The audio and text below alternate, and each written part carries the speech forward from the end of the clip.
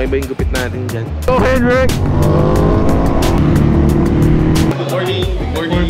Sarap din talaga sa feeling pagka lahat kayo pare-parehas sa motor eh, no? Iba yung presence niya sa daan eh.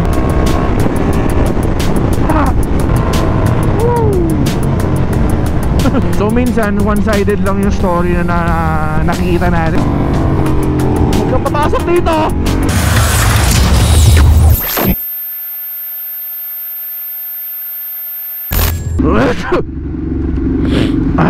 Allergic rhinitis, man. I hate this every morning. Good morning, guys. Ay, sensya nyo yung sipon-sipon natin sa umaga. Hirap na may ganitong ano. Every morning, lagi tayo ganito, man. Inaatake tayo ng sinusitis.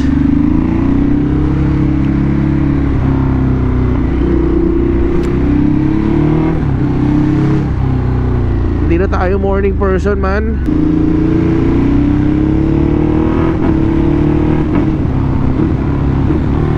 Ito naman na-miss ko sa hypermotard, sa big bike. Maaga tong adrenaline every morning. Hindi lang nakakamiss yung ano, yung gumigising ka sa umaga. Actually late na tayo eh. Sa kaya dun sa mga nag-i-invite sa atin.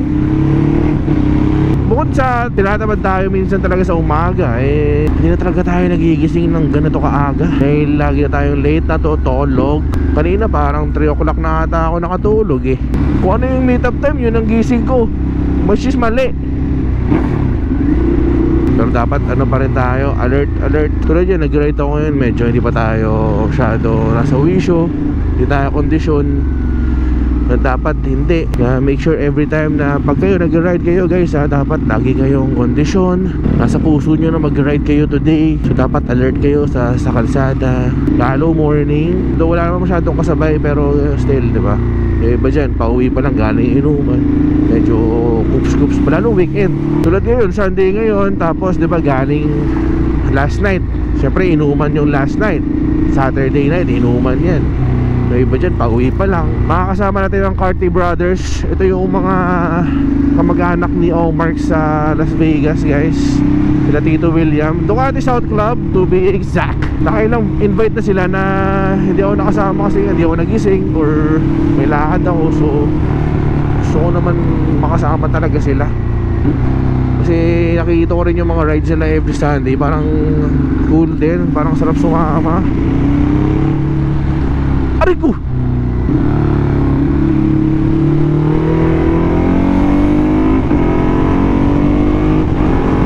Ako lang talaga yung epal.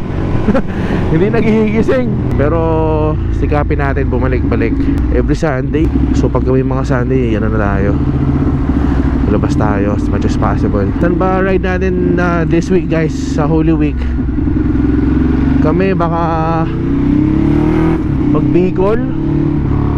Tatry namin ngayon na puntahan yung hindi namin napuntahan, which is Mayon. Pero scooter lang tayo, guys. I'll keep you posted.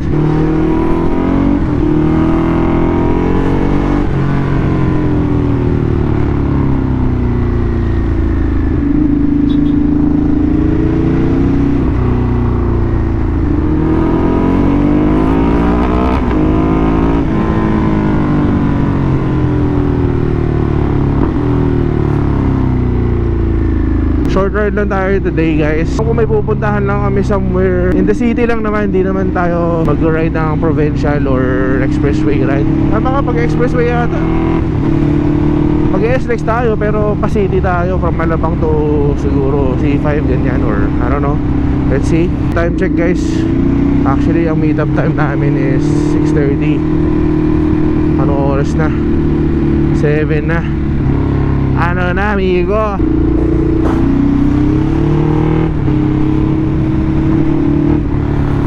Kung yung kaya ito ginagawa natin, guys, yung tipo nag-ahabol kayo sa meet up. Kasi syempre may pressure yan sa inyo. Eh pag may mga pressure, tapos yan na yung nagkakos ng mga aksidente. Syempre under pressure ka na eh. Tendency niyan, hindi ka makapag-isip, hindi ka makapag-focus sa daan masyado. Always be prompt. Huwag niyo akong gagayahin. Taga rito si Flo G, guys, oh.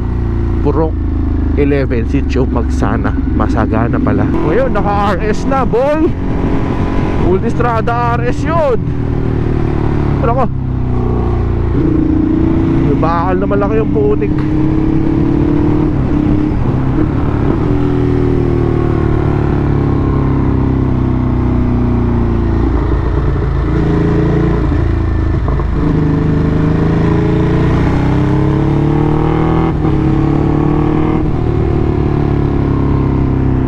Motor natin aalikabukan na, hindi na nagagamit.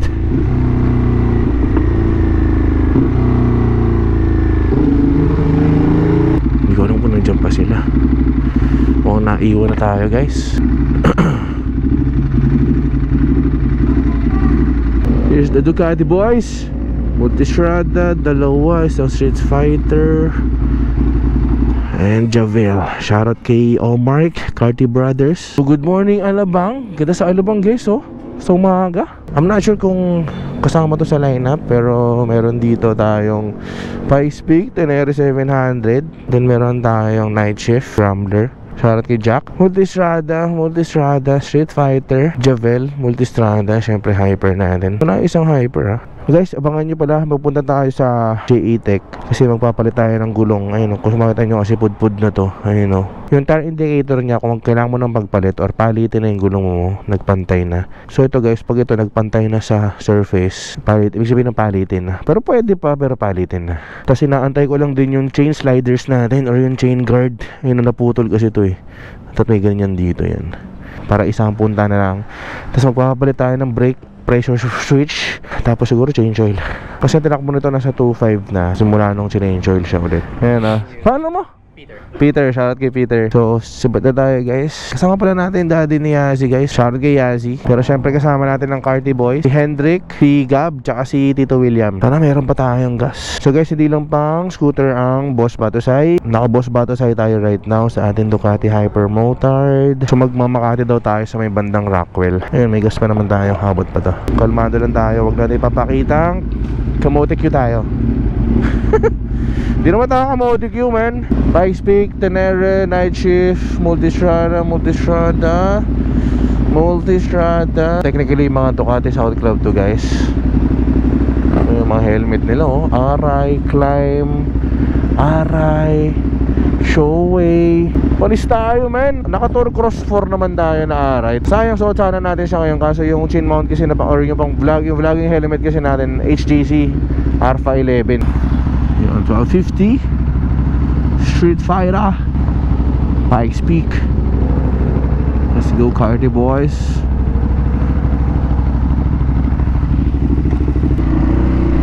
Let's make painit na gulong.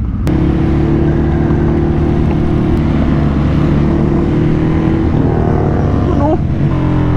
Mag-skyway ba tayo? Grabe humiga yung nasa harapan namin.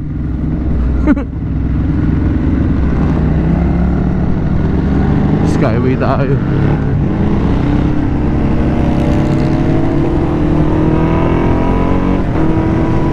Let's go Hendrik. Come back. Una natin to second cam. Let's smash it with a clap.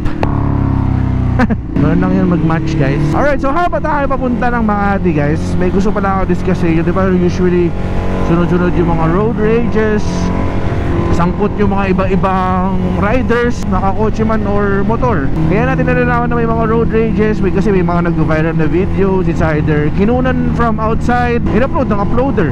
So minsan one-sided lang yung story na nakikita natin. Kasi syempre, let's say ako yung uploader, yung story ko lang o yung nakunan lang ng camera ko yung pwede nyong paniwalaan. Kaya para sa akin sobrang laking tulong ng may camera ka. Tulad ko, meron ako nakakabit na GoPro, hindi lang pang vlog to. Technically, it's my security rin. Pag may nangyari sa daan na feeling ko hindi ako safe, nagagamit siya. And sa tulong ng hang additives guys, yan chin mount ko na nakakabit guys, nakakapag-record ako nang hindi ko hawak yung camera ko, which is very very safe. And in case naman matanggal yung adhesive dito, meron akong secondary dito na yung tethering na tinatawag, which is malabang mangyari na mag-drop or bihirang-bihirang nangyayari. So may sasalo ng camera nyo, which is yun yung safety feature ng hang additives. Ganda yung mga ibang kasama namin sumibat na.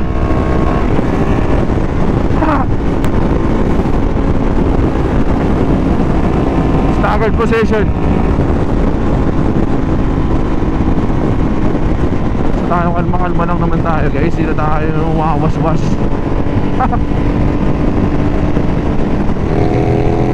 Pero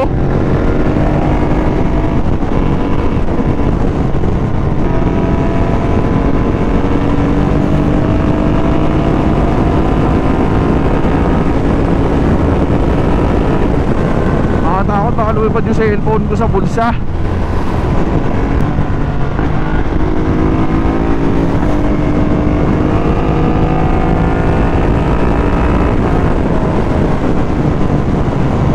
Wala na yung mga kasama namin.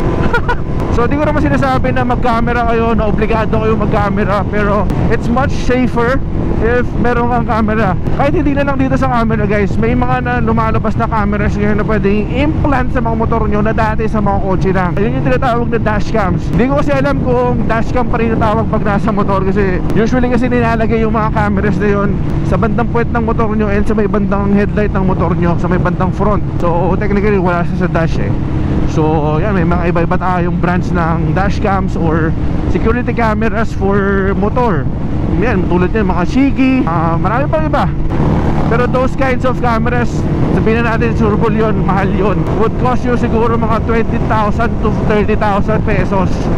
Or kung may mga cheaper, mas okay. Pero kung gusto mo kunyari nag-vlog ka, tapos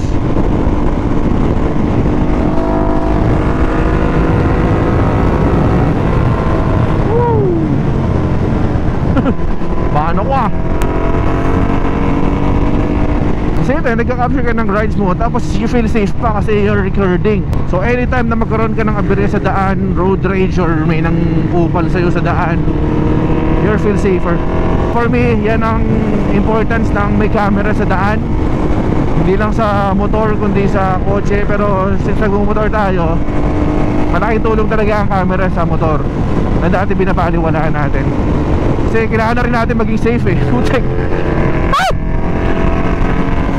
Kasi aminin natin guys, sa panahon ngayon, kailangan mas ahead tayo sa mga kasama natin, sa mga nakakasabay natin sa daan. Hindi pwede yung binabraso-braso lang tayo bigla, diba? Maganda niyan, meron tayong parang pang backup, security backup kumbaga.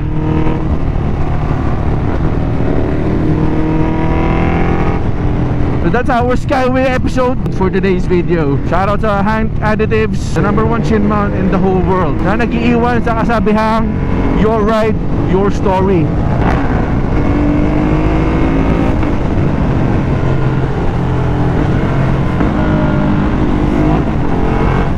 Tunnel Gaming. Sarap din talaga sa feeling pagka lahat kayo pare-parehas sa motor eh, no? Iba yung presence niya sa daan eh. Tas Ducati pa.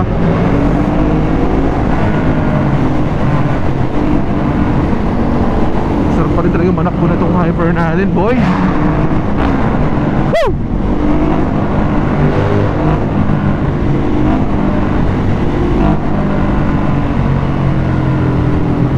Naramdam ko na kaagad yung init ah. Ang init guys no, kahit sa gabi. Putik yan. Kaya lagi ko inom ng tubig. MX5 Gaming, pogi lang ano. Makakagising lang ni brother. Isa rin yan sa mga reason bakit ayoko mag-ride ng breakfast ride. Kasi alam mo yun, yung feeling na alam mong uuwi ka ng tanghali. So mararamdaman mo yung init ng tanghali, mga bandang alas 10, alas 11. Naku, mainit na, sobra yan man. Ngayon pa nga lang malinsangan na oh. Sa gabi nga malinsangan eh. The same time, mamimiss rin naman natin yan pag nagtagulan na. Sabihin natin, sana mainit na lang. Balimbing. So Rockwell Gaming tayo pala guys. Papunta tayo ng ano, Rockwell.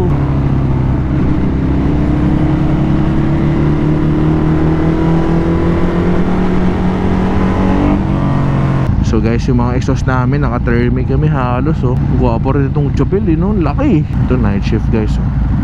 Pogi rin oh.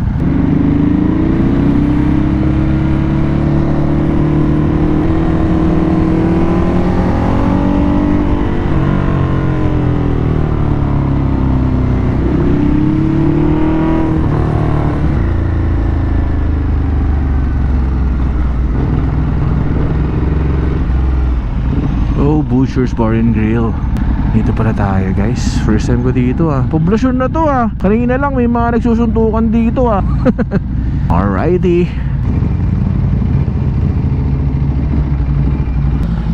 Oh, solid, solid.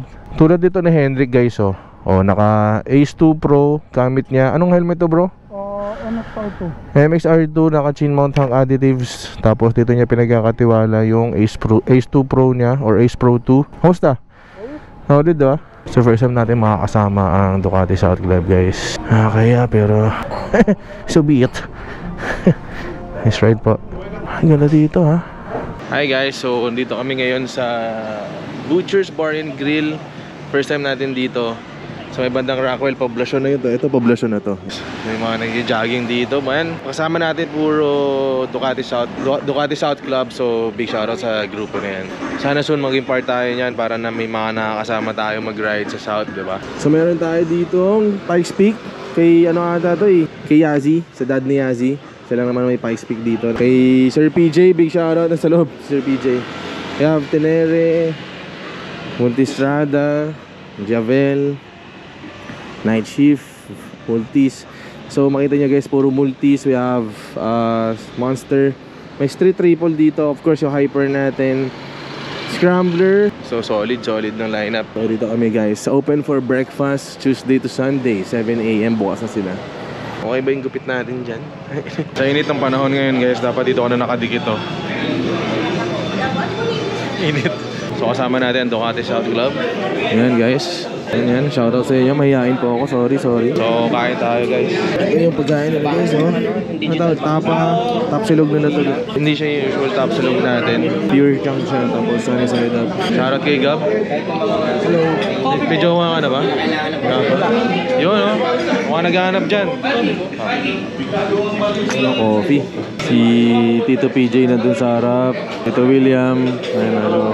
Shoutout kay Mac Las Vegas Boys. Kay Mr. Sharap. Tsaka yan, oh. Siyempre kay Mike Bomac. May shoutout kay Shoutout Mac. Vegas Boys. Hindi ah. Ano ba?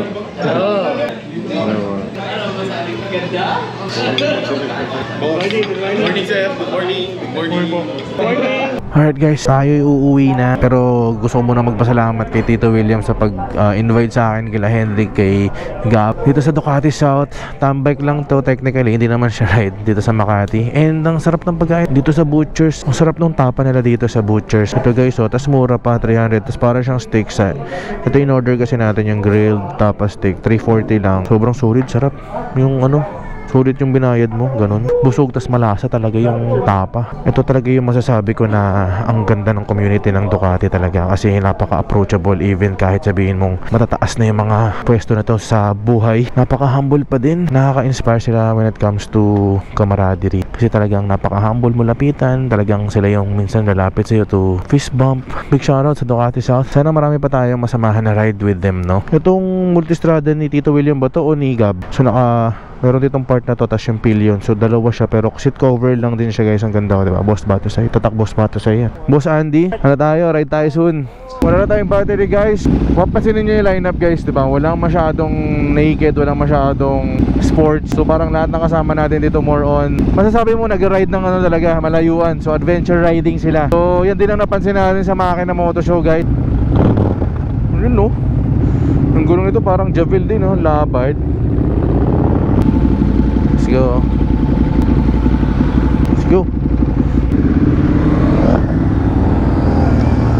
So kitang-kita natin sa previous Makina Moto Show na yung Philippine market talagang into adventure riding na. Yun na parang yun yung nakita ng evolution ng Philippine riding. Yes, meron pa rin tayo sa mga racing. Nakita nila na medyo talagang into adventure riding ng Philippine market. Even sa mga scooters may more on adventures, ADVs, yung mga nilalabas. Nakita natin sa Makina Moto Show, lahat ng brands from Ducati, Suzuki, lahat parang naglalabas sila ng mga adventure bikes, mga hyper motards, mga supermotos, mga rallies, mga iba't ibang klase ng rally, mga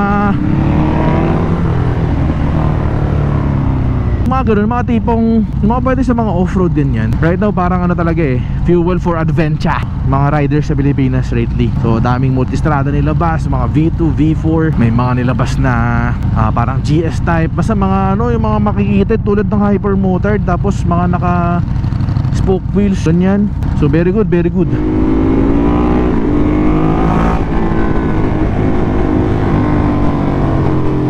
Papasok dito. Again, maraming salamat kila Tito William. Nakakaya sinagot pa yung breakfast natin, putik. Thank you Tito William, dito kay Lagab, tsaka kay Henrik. Yun, ano tayo, dadalasan natin pagsama sa kanila sa mga Sunday ride. Sana sipagsipagin tayo. E syempre, dapat wala tayong mga lakad.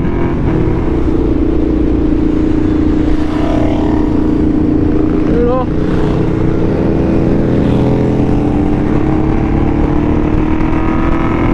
Party Boys XB Guamano.